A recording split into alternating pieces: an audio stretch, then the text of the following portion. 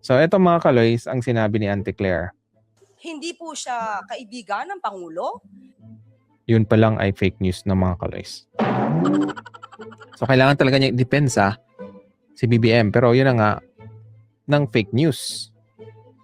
Pero siguro mas nanaisin ko po kung ito po ang inyong itatanong dahil ito po ay mismong pinost ni Franco Mabanta. Baka ito po ang itanong nyo kung ano po ang relasyon niya sa mga Duterte. True. Okay? Tama yung sinabi niya. Kilala ng Duterte si Mabanta. Pero bakit kailangan niyang sabihin na hindi kakilala ni BBM itong si Mabanta? Come on. Pero anyway, dapat masabon siya eh. Okay, eto mga kaloys, ang ebidensya oh. Ayan oh. Hindi po yan AI eh. Right? So, 2021. Ito yung pagkatapos magdeklara ni BBM or mag-file ng kanyang candidacy pagka-presidente. Okay, so si Mabanta po ay part ng Uniteam noong 2022. Bakit kailangan nila i-deny?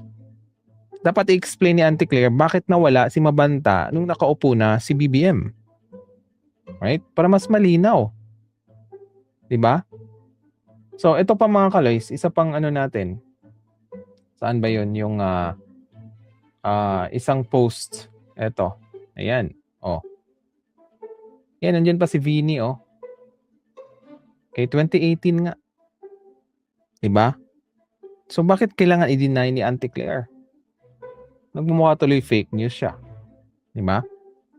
So sabi dito ni ni Mabanta, okay, 2018 March 1. Sabi niya dito na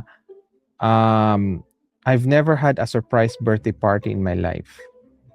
So sabi dito, thank you to my best friend Franz Imperial. 'Di ba ito yung sinasabi ko sa inyo mga kaloys? Yung undersecretary si Franz Imperial. May common friend kami. Okay? Classmate ko ng high school, friend niya. Close friend talaga. So, kilala ko si Franz Imperial. Nagkaroon na kami ng video chat dyan before nanalo si BBM. Okay? Tapos sabi pa ni Franco Mabanta, Tito Bongbong and Tita Liza Marcos. Yan si Vini oh. May ebidensya eh. Papasukin mo ba yung isang taong hindi mo kaibigan sa bahay mo? I don't think so. Right? Yan pa lang ay dapat baguhin ni Auntie Claire yung kanyang statement. Mas lalong nasisira ang BBM administration, di ba? Sabi niya, sabi po ni Auntie Claire, hindi niya kaibigan pero hindi niya sinabi na hindi niya kilala. Iba kasi yung i-explain mo na magkakilala sila, pwede na pero hindi magkaibigan. That's clear. Pero kung sabihin mo hindi siya magkaibigan, tapos ibaling mo na tanungin mo sila Duterte, iba yun eh. Iba ang dating yun eh. 'Di ba? Mas maganda na yung i-clear mo na yes, totoo na naging media director yan si Franco Mabanta pero ngayon hindi na sila magkaibigan. Mas malinaw. 'Di ba? Wag yung sabihin na hindi sila magkaibigan. That's it. Right?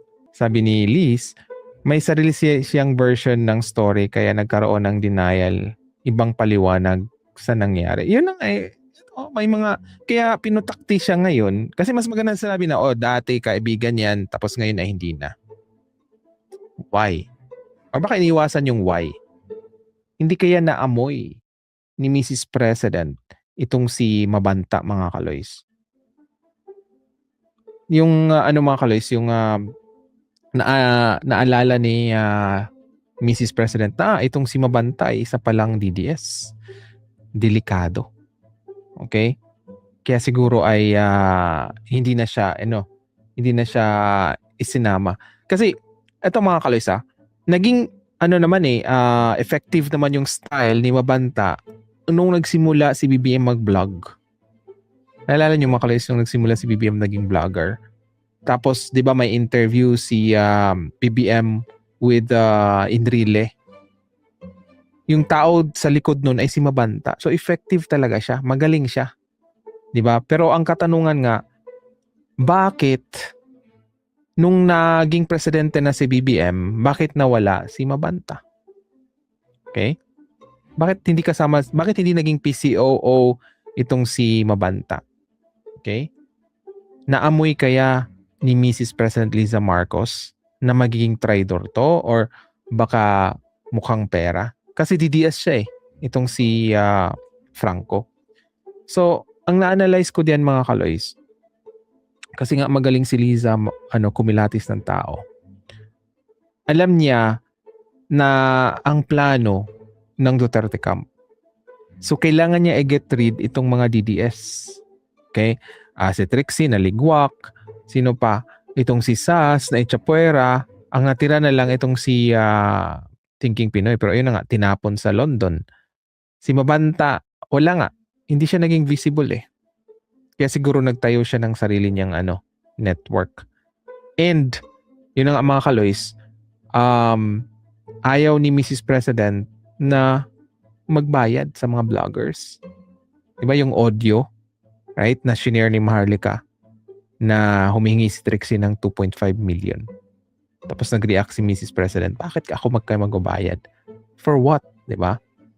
So dahil siguro doon ay nadismaya itong mga DDS vloggers kasi siguro nasanay sila sa time ni Duterte, meron talaga silang nakukuhang pera.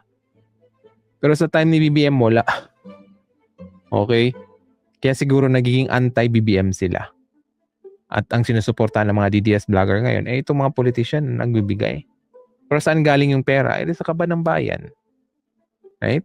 So mga corrupt din itong mga vloggers.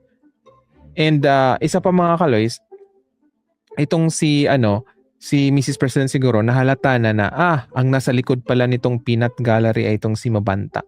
Tapos nagagawa pa ng fake news tulad ng Meralco, di ba? Na fake news nila. Sino pa ang pinapatamaan nila doon? Di ba ang BBM administration?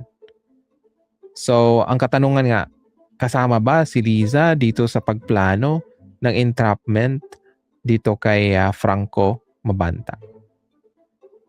Para sa akin mga kaloys, the probability is very high na pwedeng sinabihan, okay, ang NBI tungkol dito sa peanut gallery. Okay? At alam ni Liza ang weakness nitong si Franco. Diba? Kasi naging director eh. So kung alam ni Mrs. President Liza Marcos na itong si Franco ay mukhang pera talaga. Diba? So alam na niya kung ano ang ipain. At yun na nga, boom. Bingo. Diba? Huli itong si Franco Mabanta.